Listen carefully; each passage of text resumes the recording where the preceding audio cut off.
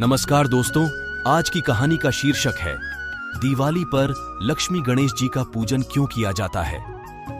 क्या आप जानते हो कि दिवाली में लक्ष्मी जी के साथ विष्णु जी की जगह गणेश जी को क्यों पूजा जाता है? इसके पीछे एक रोचक कहानी है। लक्ष्मी और गणेश जी की पूजा का जिक्र कई पौराणिक कथाओं में हुआ है। एक समय की बात है जब किसी वैरागी साधु को राजाओं की तरह सुख भोगने की लालसा होने लगी, इसलिए वह लक्ष्मी जी की आराधना करने लगता है। उस साधु की आराधना से प्रसन्न होकर लक्ष्मी जी उसे दर्शन देती हैं और साधु को वरदान देती हैं कि उसे सम्मान और उच्च पद प्राप्त होगा। वह साधु दूसरे दिन राजा के दरबार में पहुंच जाता है और वरदान के अभिमान में राजा को सिंहासन से धकेल देता है। साधु का राजा के साथ ऐसा व्यवहार देखकर उनके सिपाही साधु को पकड़ने के लिए उसकी तरफ दौड़ते हैं, लेकिन तभी राजा के मुकुट से एक काला नाग निकल आता है। यह देखकर सभी चौंक जाते हैं और सभी उस साधु को ज्ञानी संत और चमत्कारी समझने लगते हैं। वहां दरबार में मौजूद सभी उस साधु की जय जयकार करने लगते हैं। राजा भी साधु से खुश होकर उसे अपना मंत्री बन देता है।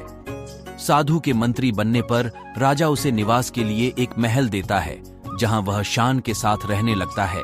कुछ समय बाद एक दिन साधु राजा के हाथ पकड़कर उसे दरबार से खींचते हुए बाहर ले जाता है। यह देखकर उसके दरबारी भी पीछे पीछे भागने लगते हैं। सभी के दरबार से बाहर निकलते ही भूकंप आता है, जिसमें महल खंडहर बन जाता है। सबको लगता है कि साधु ने उनकी जान बचाई। इससे साधु का सम्मान और बढ़ जाता है। यह देखकर साधु में घमंड की भावना जागृत हो जाती है। इसके कुछ दिनों के बाद एक सुबह साधु राजमहल में घूम रहा होता है। तभी उसकी नजर गणेश जी की मूर्ति पर पड़ती है। साधु को वह प्रतिमा अच्छी नहीं लगती तो वह उसे हटवा देता है। इससे गणेश जी साधु से रुष्ट हो जाते हैं और उसकी बुद्धि भ्रष्ट कर देते हैं।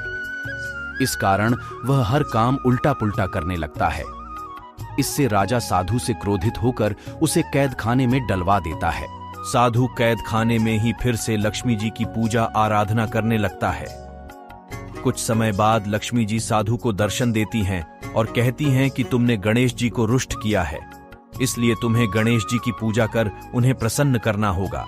लक्ष्मी जी की बात सुनकर साधु गणेश जी की आराधना करने लगता है। इससे गणेश जी प्रसन्न हो जाते हैं और उनका क्रोध शांत हो जाता है। वह राजा के सपने में आकर साधु को फिर से मंत्री बनाने के लिए कहते हैं। राजा दूसरे दिन साधु को कैद से आजाद कर फिर से मंत्री बना देते हैं। इस घटना के बाद लक्ष्मी और गणेश जी की एक साथ पूजा की जाने लगी। लक्ष्मी जी धन की देवी है तो गणेश जी को बुद्धि को संयम में रखने वाला माना गया है।